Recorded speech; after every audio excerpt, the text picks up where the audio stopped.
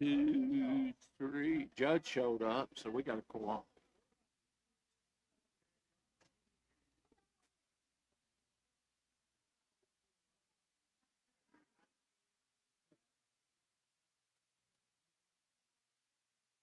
I know it.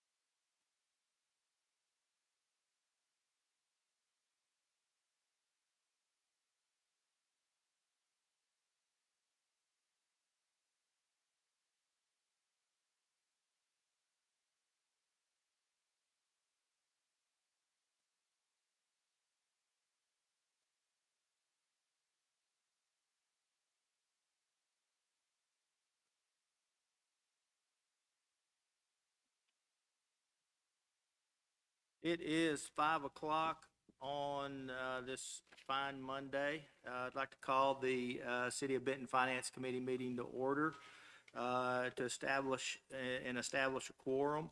And I apologize, this is still so new. Do I read this or? Okay, all right. So I'm going to read the statement of FOI compliance, and then we'll ask you all to attest to that. The statement reads, I affirm that I have not engaged in any prohibited discussion, deliberation, or polling regarding any item on this meeting's agenda outside of a properly noticed and open meeting in compliance with the Arkansas Freedom of Information Act as amended by Act 505 of 2025.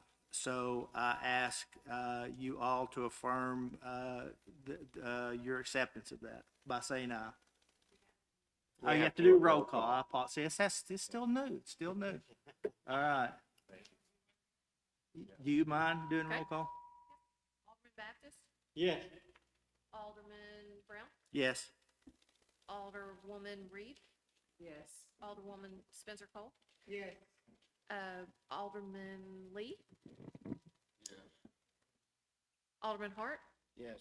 Alderman Valines. Yes. Did I miss Alderman anyone? Ham. Oh, and Alderman Ham's down there. Yes. Here. Thank you. Here and yes. Everyone that's present affirms to the statement of FOI. All right, if we don't mind, one thing that I did skip, if, starting with my far left, if we will acknowledge your presence, starting with Alderman Ham. Yes. Or no? Just, are you, that's your, just your name, just your name. Yeah, Jeff I'm Ham. sorry, I'm sorry. it's Monday. Call and roll. Steve Ray. Judd Hart. Mandy Spicer. Oh, Robert. Evelyn Reed. And Spencer Cole. Frank Baffin. All right, thank you, thank you. Next item on the agenda is the approval of the minutes from the August 11th meeting. If there's no changes, I'll entertain a motion to approve.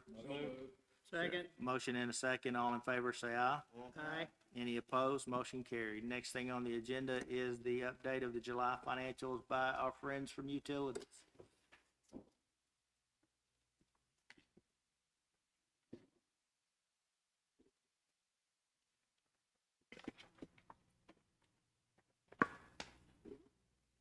I sent a sheet over with the financials. I did make some mistakes on it. I have some page references on there that are not relevant for this, but yeah. This is something that I decided to start doing for the commission. I thought, well, I'll share it with you guys too. Okay. That way we don't have to thumb through the financials and go over a lot of stuff because the highlights are there. So for July, our revenues were over expenses 928,000. That's down from this time last year of 260,000. We have year-to-date revenues over expenses of 3 million, and that's down 1 million from last year.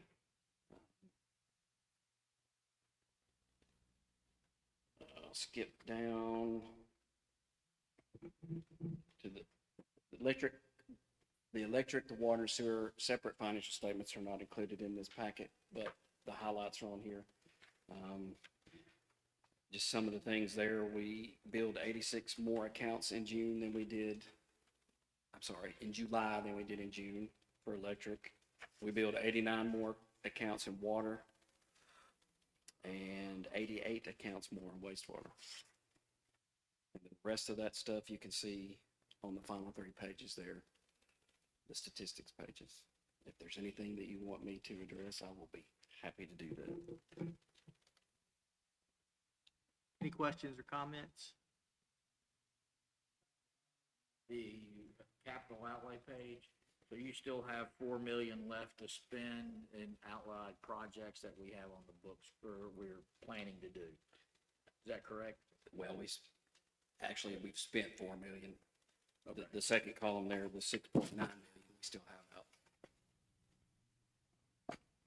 Wait, say that one more time?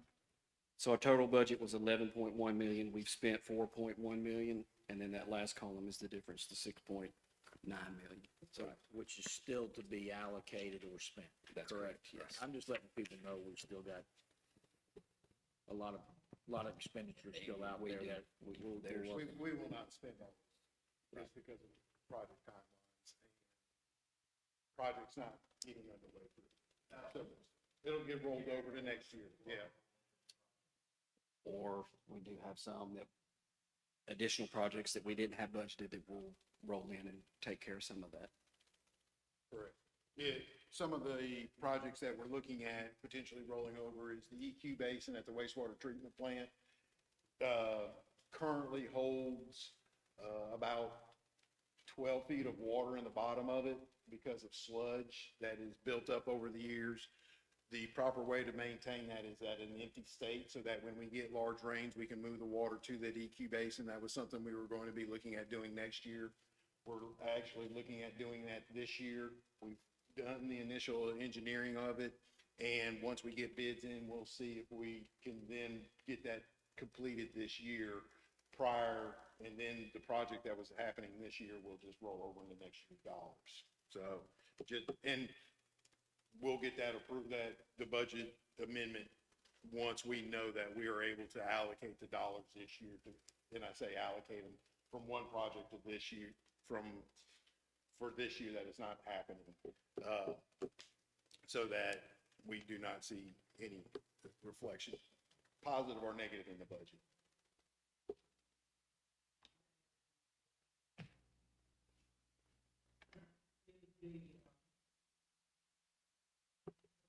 The water that goes through the meter and the wastewater charge, are they supposed to be the same?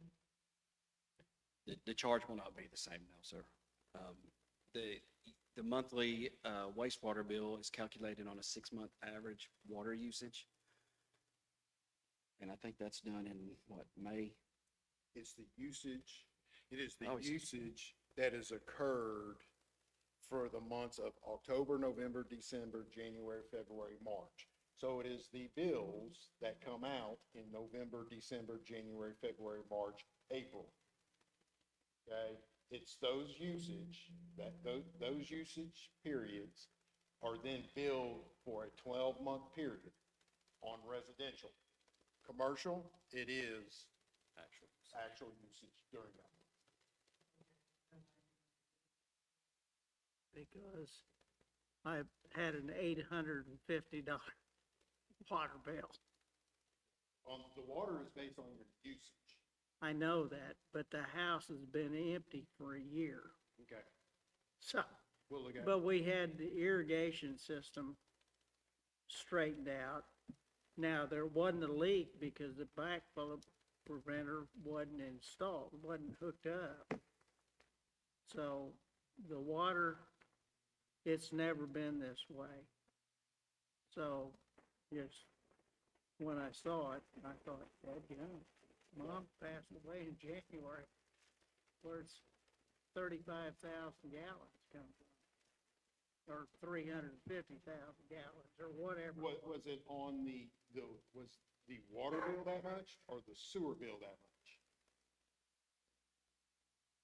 The wastewater and the water bill were the same. What was the address? 827 Miller Loop. Miller Loop? Loop in Miller Cove. Miller Cove. Yes, it's in Miller Cove. I know where that, I didn't know. We'll look at it. Okay. I just was asking. Yep.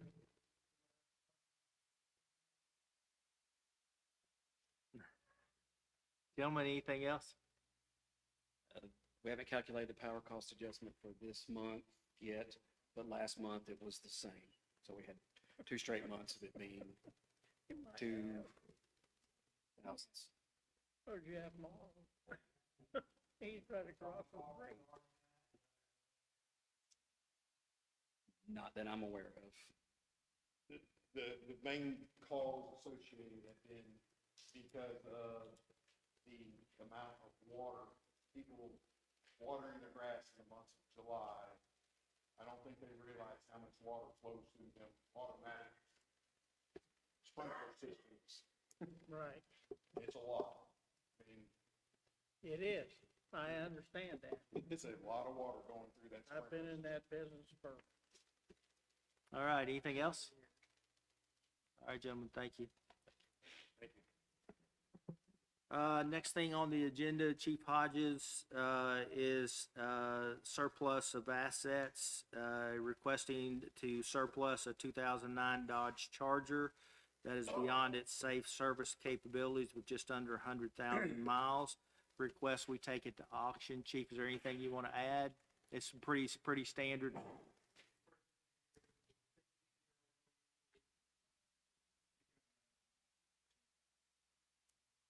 Any questions for Chief on that? Not, I'll entertain a motion. so moved. Second. Motion is second. All those in favor say aye. Aye. Any opposed? Thank you. Chief, next thing while you're there is waiving competitive bid for the purchase of mobile radios. You want to talk about that a little bit?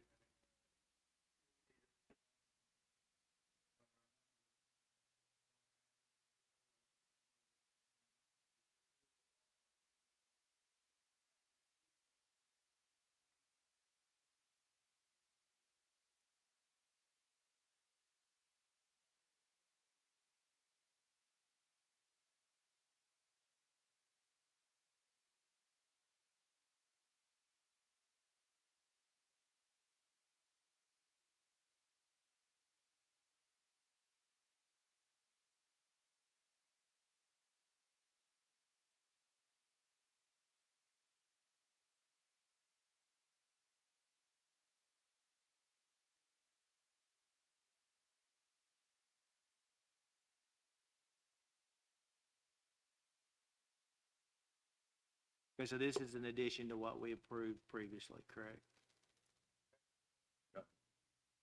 This is the total. This is the new total. Okay, I just wanted to clarify. Same, okay, but just with the upgrades. Okay, all right. Any questions for Chief? Yes, Chief.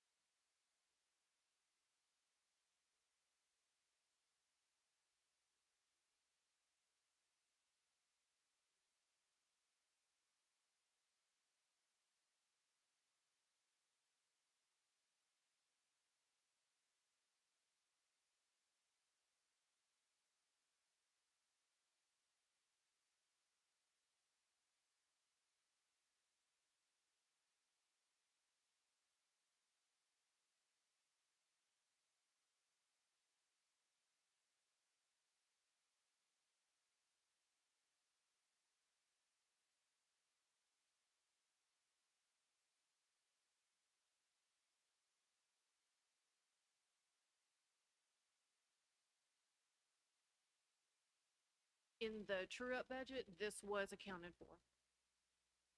So there was monies moved from another spot to be able to cover this expenditure.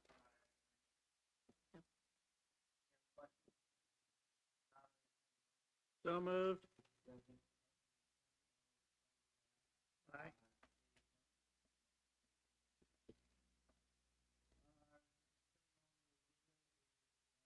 Acceptance for a drainage and grapple truck for streets department. City issued and advertised a request for proposal for the purchase of grapple truck for the streets and drainage department. Bids were opened on Tuesday the 2nd, and River City Hydraulics was the low bidder. The recommendation is to enter into a contract with them for $207,000. This will require a budget amendment in addition to cash that has been held in streets and drainage fund to be used for the expenditure. John, is anything you want to add to that? Any questions? Yes,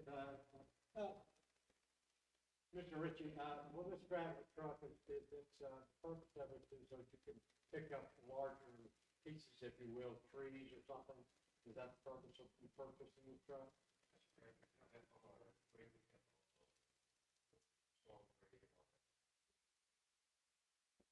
This is something that you talked about perhaps next year, but you're doing it this year. You found a way to be able to get it. Okay, thanks.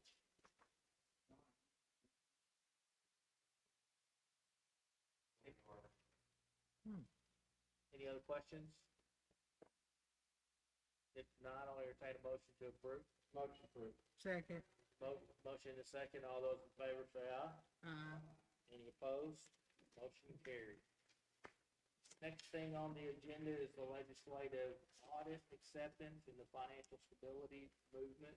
It's my understanding we all should have received in the mail at our homes today copies of the legislative audit. I can't confirm that because I haven't been home yet. But I have been told that the packet that we received will have an error in it in the way that it was printed. The way that it was printed cuts off part of the information, preventing you from reading the full audit. You have in front of you a printed version that says draft copy of the same information with the acceptance being what you received in the mail. Doesn't say draft copy on it, but it should be the same total information printed in a format that you can read it here in front of you. So there, from a findings perspective, there were no material findings, and the ending general fund balance for the year is $1,199,513.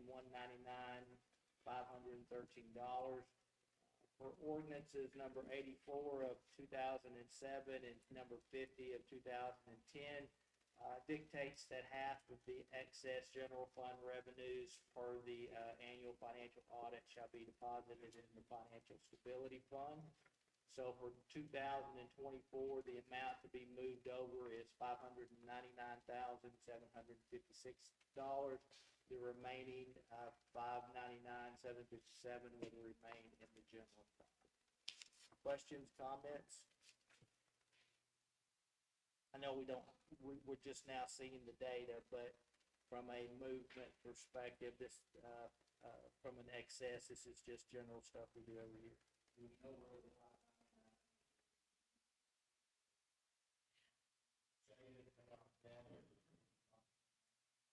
We're gonna leave it in the financial stability, that's what the ordinance says, is to leave it there, so we're gonna try to grow it, the financial stability, so that we have more of a nest egg of if a disaster were to happen, a true financial stability thing.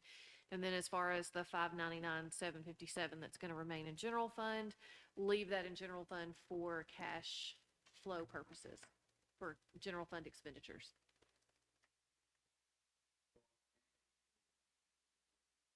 Yes, sir.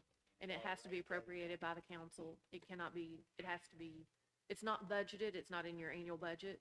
So if something happens, an emergency happens, we will come to the council and ask for appropriation. It's the same thing as all the other bank accounts that we get that are with Bank OZK.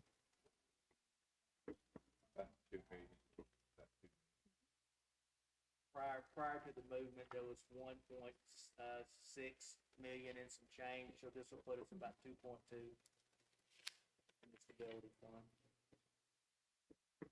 Any other questions?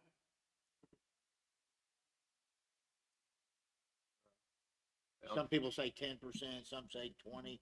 I'm just wondering if there's one that we currently have. The goal is to eventually get $5 million. That's my goal, long time. So every year we just do it. $5 million. Other questions, comments? Not entertain a motion to approve. Second. Motion and second. All those in favor say aye. Any opposed? Motion carried. Next item on the agenda is we have had a request by an older person about council members being eligible for APRS retirement. My understanding, this has been researched in law. Current law only provides for the elected positions of mayor, city attorney, and city clerk that work more than 40 hours per 80, month. I'm 80. sorry, I misread that. 80 hours per month are eligible. Mayor, anything you want to add to that? Well, the request that came through about all the people getting a retirement, I've actually researched it, looked at law, talked to people, and they said that for even consider it, that you had to work at least 80 hours per month. Law sounds pretty straightforward. Yes, sir.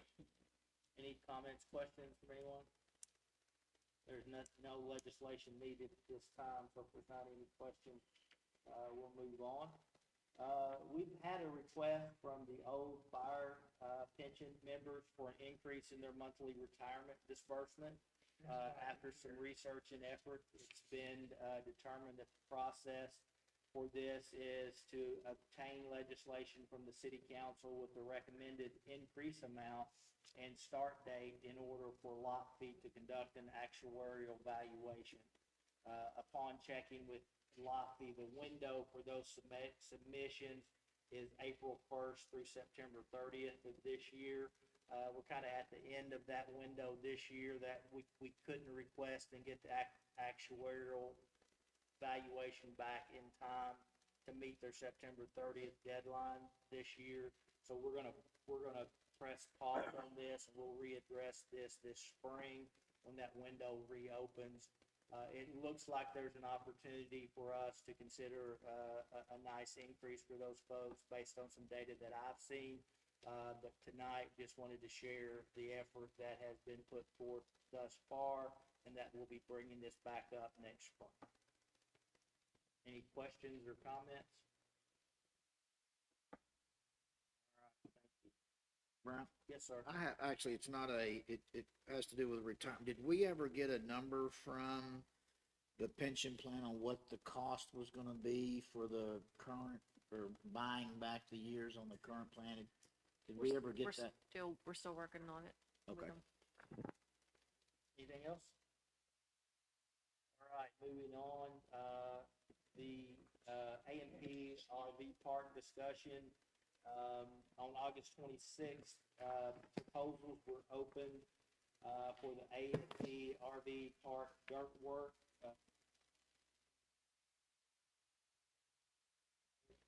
Last Friday, and a recommended decision will be presented to A&P this Wednesday. For the recommendation to go with the Garrett firm. Mayor, do you want to talk just a little bit about the numbers? Yes, I'll be glad to talk about the numbers. The three companies that submitted an RFP came in, interviewed, and one of them out of Glenwood came in with a $7.5 million budget, but it only included the RV park, and included soccer fields in that particular. The other company that came in, what they did was they cut half of the RV park out, all of the soccer fields out, and came in at around $7 million. Where Gravit came in and said that they could do the entire project for that $7 million. So if the A&P Commission does approve to go with Garrett, then the next step is we'll get with McClellan and do some engineering value and negotiate the contract. So that's kind of where we are with the RV soccer complex at exit 114. Any questions or comments?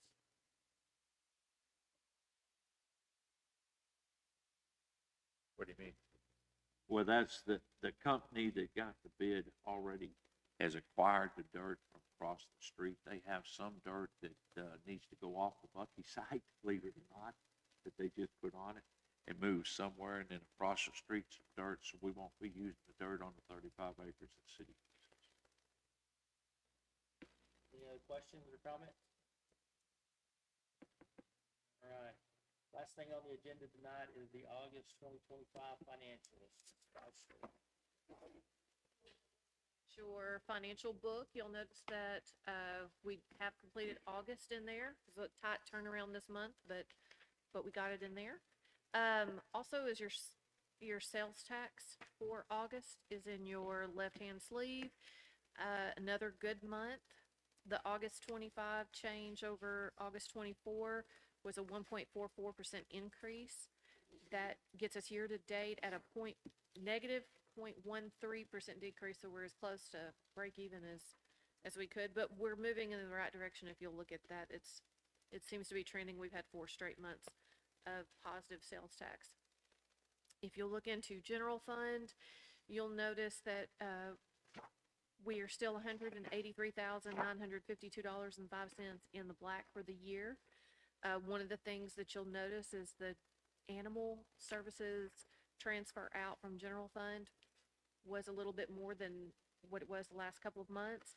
That's because there was a pay app for $233,000 that was for the animal services build. That, of course, is one of those funds that are held within the general fund, and there was a transfer of that made to the animal services fund line item so that it could come out of there. And that will be a recurring expenditure that you'll see for the rest of the year until we open up the animal services building. I believe the December the 19th is going to be the tentative date for opening. So we're moving right on along on that. The other interesting things that would happen, they are not in general fund, but they are all the way back into ARPA. There has been pay requests for the PD renovation that's come through there. The last pay request for the downtown water, which was the final Benton Utilities project, that will come out in September. And then Benton Utilities is all paid up as far as their $3 million that was appropriated to them. Other than that, it's just pretty regular expenditures that happen every month. If you'd like to sit down and go line by line, I don't mind. I can set up an appointment with anybody. Just either send me an email or give me a call. Any questions from anyone tonight?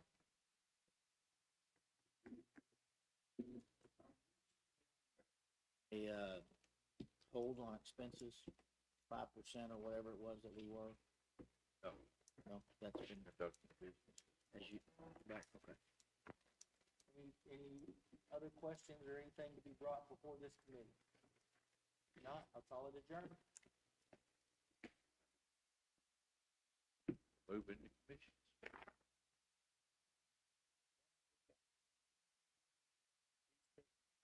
Finance and commissions, that's all. You got to-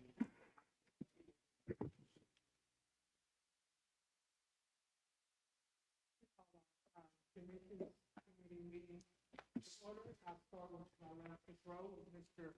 Alderman Ham. Jeff Ham.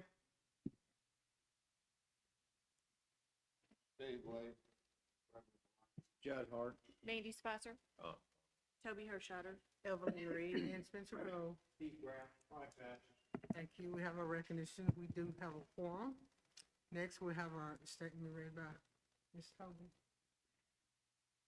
I affirm that I have not engaged in any prohibited discussion, deliberation, or polling regarding any item on this meeting's agenda outside of a properly noticed and open meeting in compliance with the Arkansas Freedom of Information Act as amended by Act 505 of 2025. Frank Baptist, Yes. Steve Brown, Yes. Ann Spencer Cole. Yes. Evelyn Reed, Yes. Judd Hart, Yes. Trevor Gallant, Yes. Steve Lee, Yes. Jeff Ham. Yes. Thank you. Next on our agenda is our approval for our minutes for 2025. So moved. Second. All in favor? Aye. Motion carries, okay. Next on our agenda is information from our P and Z. This is an ordinance to rezone 6718 and 6720 Alcor Road from R2 to C2. Is there any discussion on this property?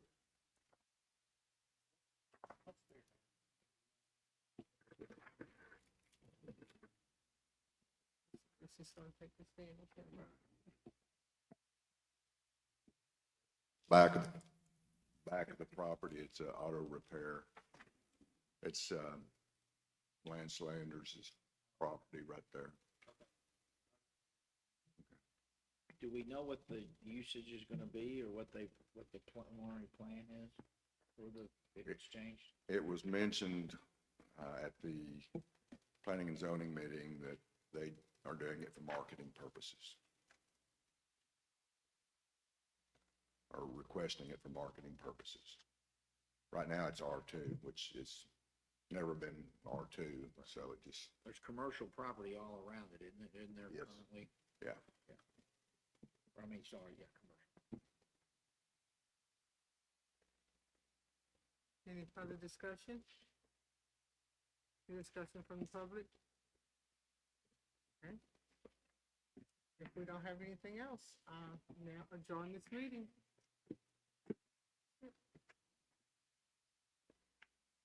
all right, Rhodes, come on. We'll move into community service meeting.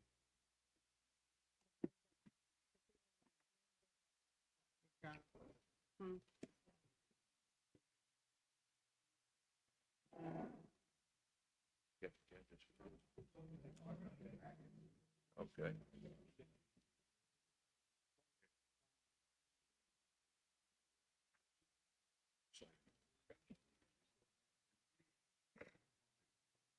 Go to work, so I don't have an agenda. Thank you, Bruce.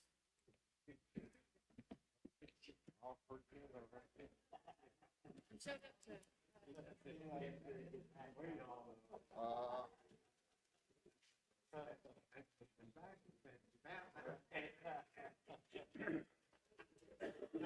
Six guard.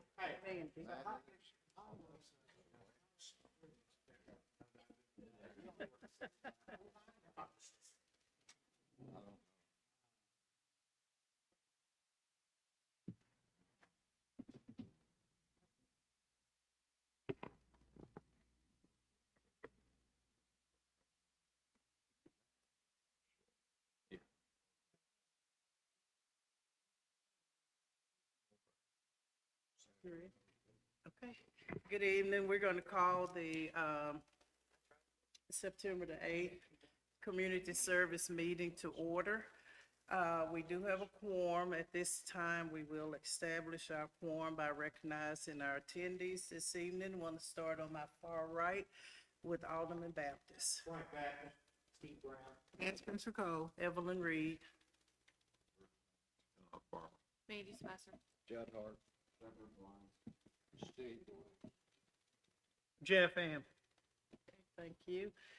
At this time, I'm going to read the statement of the FOIA compliance and then have roll call. I affirm that I have not engaged in any prohibited discussion, deliberation, or polling regarding any items on this agenda, this meeting's agenda outside of a properly noticed and open meeting in compliance with the Arkansas Freedom of Information Act as amended by Act 505 of 2025. At this time, Ms. Spicer is going to take the roll. Frank Baptist. Yes.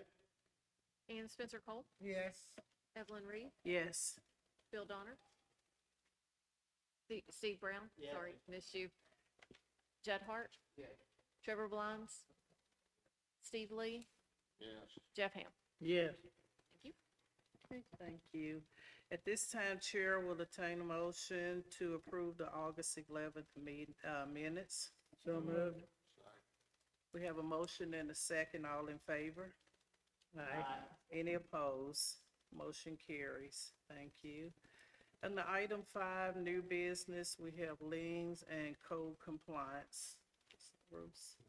Okay, the first item is 803 Bel Air Drive. It is a cleanup. It was the total, including the work itself as well as postage and any expenses, was $271.51. And this property was, best way I can describe it, it was a jungle. So when we got it cleaned up, we cut hedges and we cut grass and we just did a general cleanup of the property.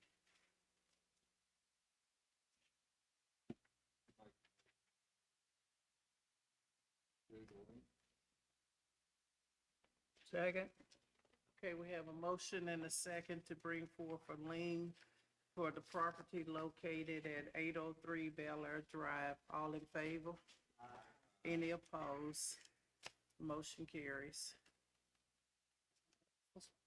Second property is 6606 Garvin Drive. And it was just a combination of a lot of things, primarily junk, debris, garbage. And we hired a contractor to come in and clean it up. And this was $994.28 was the total on that. And of course, that's the cost today. I mean, if the lien is filed through the city clerk, the cost will go. There's a 10% penalty and a $30 filing fee, but that's all spelled out in the documentation as well. Bruce, so do these owners just not respond to your questions, or they just don't care, or they, Yes. Yes, yes, and yes. This owner is deceased, and his son was staying in the property, and his son was, when we did the work, was incarcerated.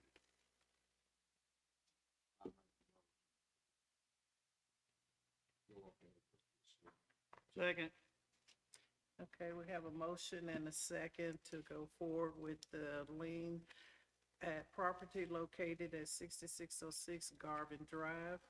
Any other discussion or questions? All in favor?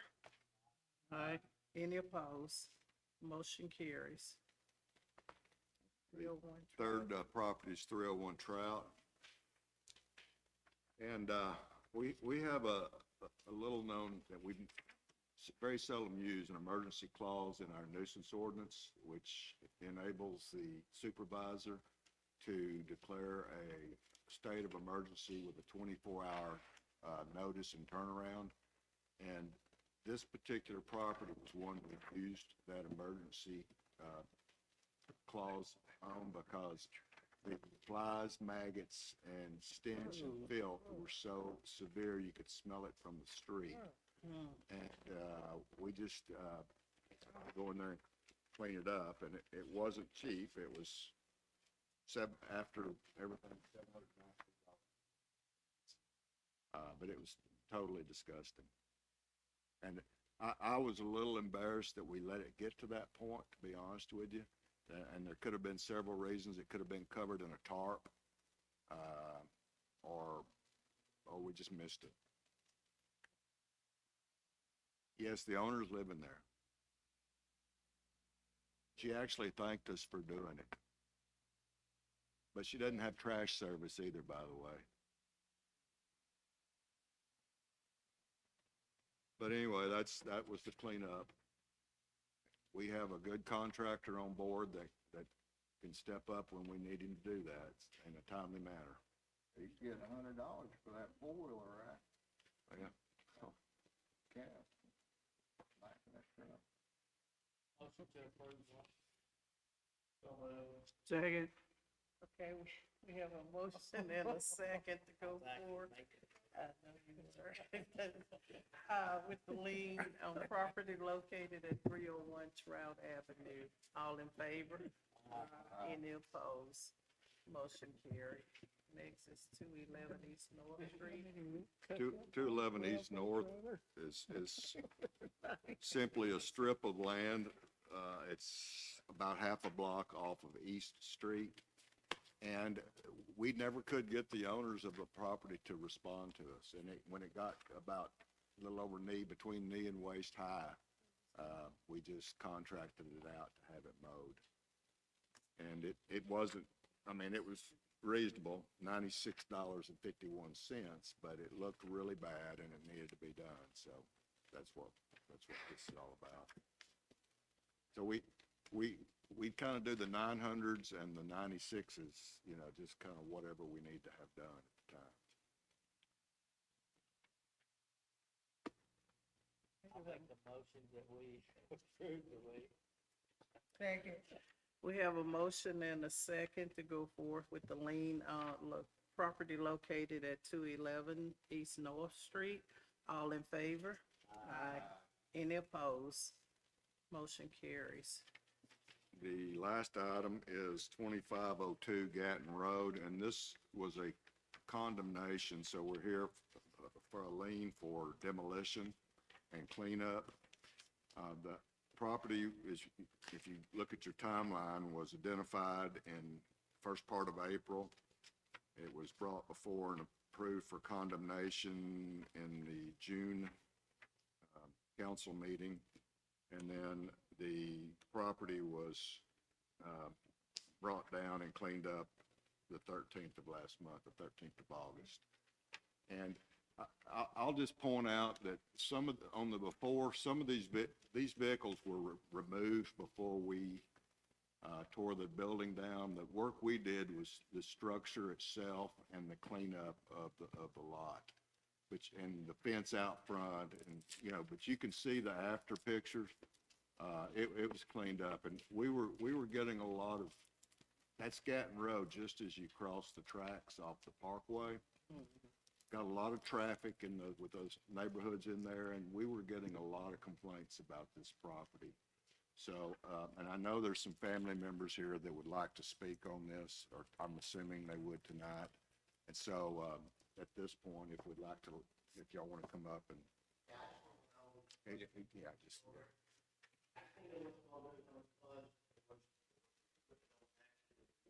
Would you, tell us your name? Yeah. Tell us your name, please. Yeah, the way the process works is, after this is approved, the city clerk has a 45-day waiting period, and then she files it with the Saline County tax collector. At that point, it goes on to the property taxes. So, and their role is updated in December.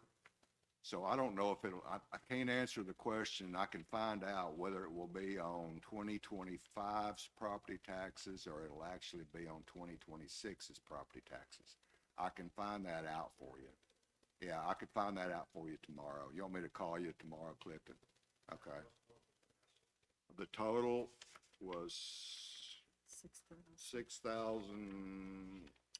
705. Well, if it's paid before it's filed, it's $6,068.51. If it's paid after it's filed, there's a 10% penalty and a $30 filing fee, which brings the total to $6705.36. And if you'd like a copy of that, I've got it right here for you.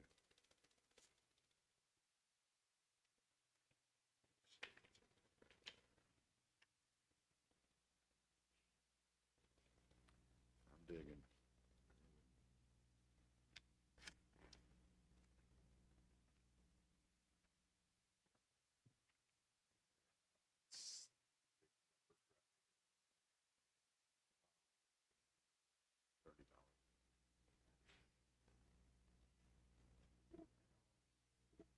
Okay. Is there anyone else that'd like to make comments? Okay. Okay, thank you. Well, at this time, the chair entertain a motion to go forward with the lien on 2502 Gadden Road. Second. We have a motion and a second. All in favor? Aye. Any opposed? Thank you. Motion carries. Okay, we have an ordinance now to establish property owners multipurpose improvement district number 141. This is Rosemary Fields subdivision. Yeah, the way the process works is the developer will request through the county that a improvement district be established for development, and the county will then forward to the mayor and then the city clerk to provide the paperwork to make that happen. And so that's where we are right here. And it has to go through an ordinance of the council in order to establish this improvement district. And what an improvement district is it pays for the infrastructure of the subdivision. And I'm sorry, it's off Aaronfield Road. It was in the packet that was emailed to you. Let me see if I've got it. It's zoned R3, so it's gonna be a high-density subdivision. I think I remember about 160 homes. If you turn off Edison and go north on Aaronfield, it's probably half a mile or less on your right. Back over all of the wood, they cleared all the woods out. Seems like it was, wasn't it Alcoa property at one time? It was old Alcoa property at one time. Before this community center. Yeah. We talked about it, yeah. Yeah, we did.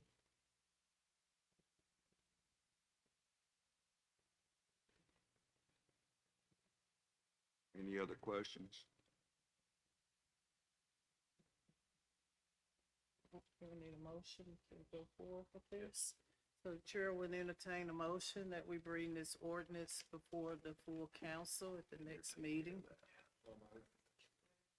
We have a motion and a second. All in favor? Any opposed? Motion carries. Okay, we have no old business. Got one piece of new business. Ordinance with resolution 1 of 25. Our city attorney has sent you the updates of all litigation he's dealing with, municipal league's dealing with. I put a copy on everyone's desk. That way, he's meeting the requirements of doing it for them.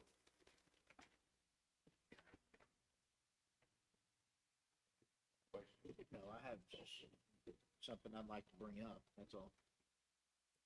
Okay. I'd like for us to look at, again, requirements or possibility of looking at, again, trash services for residents, as well as parking, and how they park and where they park. I know that I've had a lot of complaints about, again, people just randomly parking in their, yards and not in a designated area where I know several cities around us all have ordinances requiring certain designated areas of parking as well as trash services. And I don't know if it's something we want to look at, but I've just had some complaints and think it would be something to at least evaluate for the city.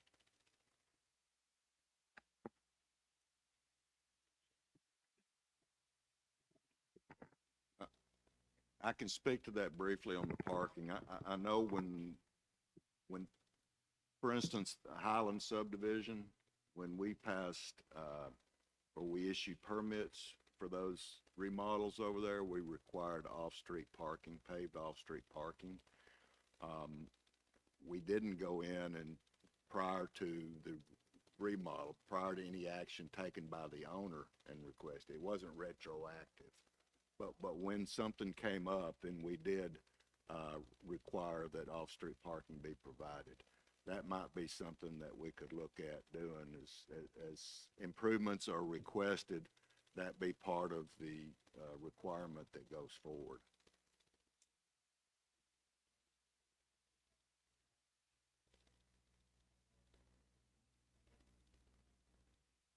Or not using them correctly or what, but there's significant trash on every one of these, and if they're not throwing it away, they're just letting it fester.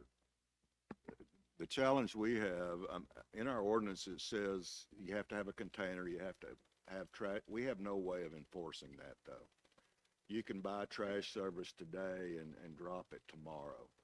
So there's no way to enforce the requirement for trash service that we have right now. Some cities and towns, the utility department takes that on as part of their fees, things, but then they also have their own trash service.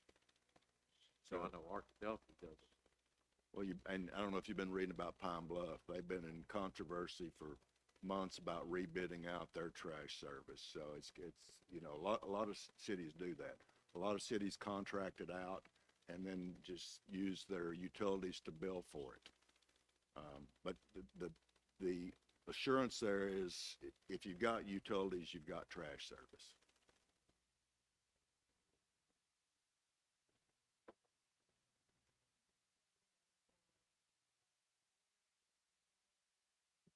Excuse me, it's the DRC monthly report for August, and that's there for you all to review as you wish on your own time, at your leisure. Nothing else come before this committee. We are adjourned. Thank you for coming.